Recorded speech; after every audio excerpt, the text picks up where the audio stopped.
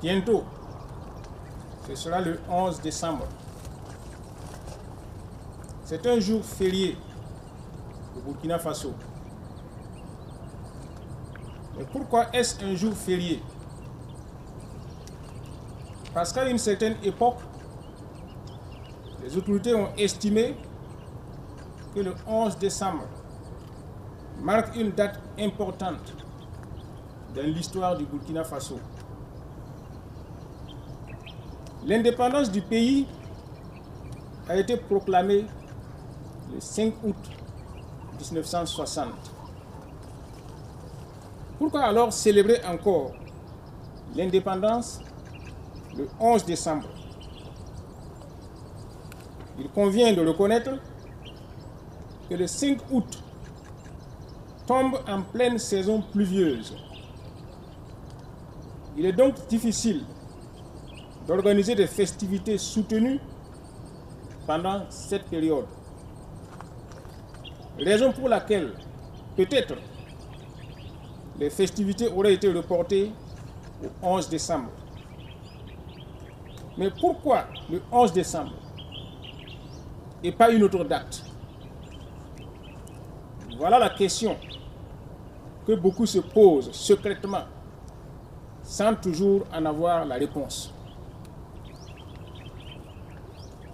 Le 11 décembre 1958 est le jour où, à l'unanimité, l'Assemblée territoriale a proclamé la République de Haute-Volta et choisi le statut d'État autonome, membre de la communauté franco-africaine.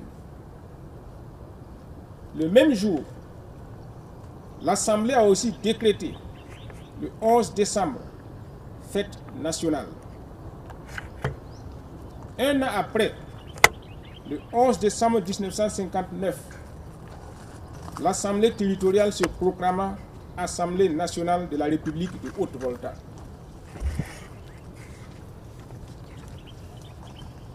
Pour mieux comprendre, il faut savoir qu'à la fin des conquêtes coloniales, le territoire actuel du Burkina Faso, auquel avait été donné le nom de Cercle du Mossi, fut intégré à la colonie du Soudan français, créée le 18 août 1890, avant donc la conquête du Cercle du Mossi, qui se fera à partir de 1896. Un décret d'octobre 1902 rattacha le territoire du Cercle du Mossi à la Sénégambie Niger. Avec le décret du 18 octobre 1904 réorganisant le gouvernement général de l'Afrique occidentale française, le Cercle du Mossi sera rattaché à la colonie du Haut-Sénégal-Niger, avec Bamako pour capitale. Un décret du 1er mars 1919 détacha le territoire du Cercle du Mossi pour former une colonie à part, avec pour nom la Haute-Volta. En tant que colonie, le territoire ne disposait d'aucune autonomie réelle. Les lois françaises pouvaient être directement rendues applicables dans la colonie. Avec l'instruction reçue dans les écoles coloniales et surtout après la Seconde Guerre mondiale, qui a révélé la fragilité des puissances coloniales, les indigènes commencèrent à s'agiter dans les colonies, réclamant de plus en plus de participation dans la gestion des affaires de leur territoire. C'est dans ce contexte que le colonisateur français conçut un stratagème permettant de calmer certaines ardeurs et de contenir certaines revendications. La Constitution de la 4e République du 27 octobre 1946 créa ainsi l'Union française. les colonies devinrent des territoires d'outre-mer en remplacement du statut de colonie. Puis intervient la loi numéro 56-619 du 23 juin 1956, dite loi cadre Defferre, du nom de Gaston Defferre, alors maire de Marseille et ministre en charge des territoires français d'outre-mer. La loi cadre autorisait le gouvernement français à mettre en œuvre les réformes et à prendre les mesures propres à assumer l'évolution des territoires d'outre-mer. Elle créait dans ces territoires des conseils de gouvernement élus au suffrage universel, ce qui donnait une couleur locale à la gouvernance et permettait au pouvoir exécutif local d'être plus autonome vis-à-vis de l'exécutif central français. Les territoires d'outre-mer obtenaient ainsi une certaine autonomie interne. C'est dans ce cadre que l'Assemblée territoriale de Haute-Volta a pris la décision symbolique du 11 décembre 1958. Et depuis, le 11 décembre est devenu le jour de la fête nationale. Cependant, il convient de rappeler que dans l'esprit des concepteurs de la loi cadre de Gaston Defferre, il s'agissait de mettre en place un dispositif visant à faire émerger dans chaque territoire colonial des élites africaines dociles, susceptibles de devenir des agents et des défenseurs locaux des intérêts de la France. Sous cet angle, le 11 décembre ne marque pas une date de rupture pour un nouveau départ, mais une date d'évolution dans le cadre des perspectives déterminées par le colonisateur. Tout comme le 5 août 1960 sera également une date d'évolution dans les limites définies par le colonisateur. Raison pour lesquelles aucune remise en cause fondamentale ne s'est produite ni après le 11 décembre 1958, ni après le 5 août 1960.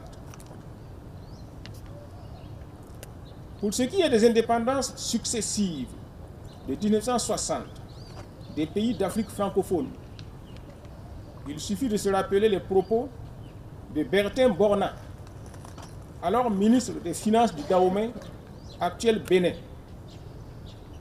À ce sujet, il disait, je cite, « Nous sommes condamnés à l'indépendance, hélas. » C'est donc avec regret que les prétendus pères de la nation ont dû accepter l'enveloppe de l'indépendance sans le contenu que le général de Gaulle avait choisi pour eux.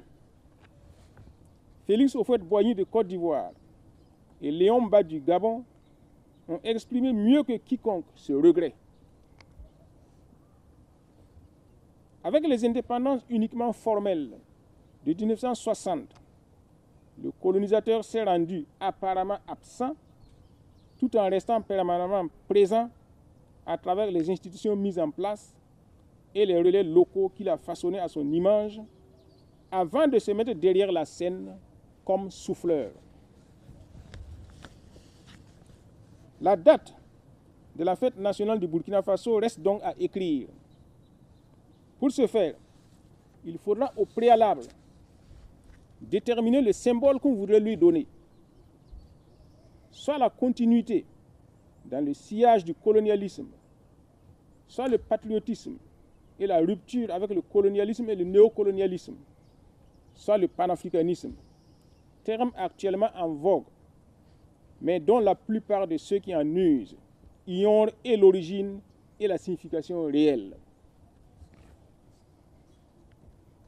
Le panafricanisme ne saurait s'accommoder du néocolonialisme, comme certains agents de l'impérialisme tentent de le faire accepter dans le but de semer la confusion. Le panafricanisme a pour préalable le démantèlement méthodique des éléments d'appui de l'impérialisme. Sans ce préalable, aucune union sérieuse ne peut se faire entre les Africains et entre les États africains. Tout au plus pourra-t-on aboutir à des regroupements de façade, comme la Communauté économique des États de l'Afrique de l'Ouest, CEDEAO, ou l'Union africaine, qui, de par leur nature, sont condamnés à tourner en rond, à moins de procéder à de profondes réformes en leur sein. En tout état de cause, plusieurs dates se présentent. Ainsi, dans la logique de la colonisation, du colonialisme et du néocolonialisme, nous avons le 1er mars 1919, date de la création de la colonie de Haute-Volta. Quoi qu'on puisse en dire, cet acte a donné corps et âme au peuple du Burkina Faso. De ce fait, il revêt une grande importance pour le pays. Nous avons aussi le 4 septembre 1947, date de la reconstitution du territoire colonial de Haute-Volta, dans les limites de 1932 et non dans les limites de 1919. Une décision du 28 décembre 1926 amputait en effet le territoire des cercles de Séi et de Terra pour les rattacher au territoire du Niger. Il y a également le 11 décembre 1958, date de la proclamation de la République de Haute-Volta, et le 5 août 1960, date de la proclamation de l'indépendance. Dans la logique du patriotisme et de la rupture, nous avons le 3 janvier 1966, date du soulèvement populaire contre la Première République. Le 4 août 1983, date de l'avènement de la Révolution démocratique et populaire. Le 4 août 1984, date du changement du nom du pays en Burkina Faso. Le 30 octobre 2014, date de l'insurrection populaire.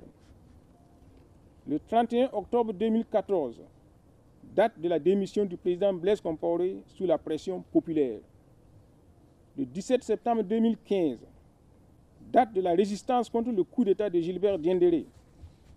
Le 30 septembre 2022, date de l'avènement au pouvoir du président Ibrahim Traoré avec la renaissance des idéaux de la révolution. Dans la logique du panafricanisme et de la solidarité africaine, nous avons le 16 septembre 2023, date de la signature de la charte de Liptako-Gourma.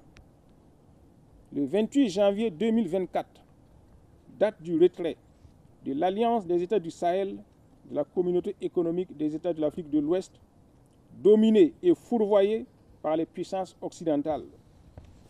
Le 6 juillet 2024, date de naissance de la Confédération des États du Sahel. Ça pourrait aussi être la prochaine date qui consacrera la naissance de la Fédération des États du Sahel. Comme vous le voyez, bien que très jeune dans l'histoire du temps, le parcours du Burkina Faso est déjà suffisamment émaillé de beaucoup de faits sociaux et historiques importants. À chacun de savoir s'insérer dans l'histoire du pays, toujours en marche, et surtout du bon côté de l'histoire. Vive le Burkina Faso libre et indépendant, débarrassé des liens impurs de la suggestion. La patrie ou la mort, nous vaincrons.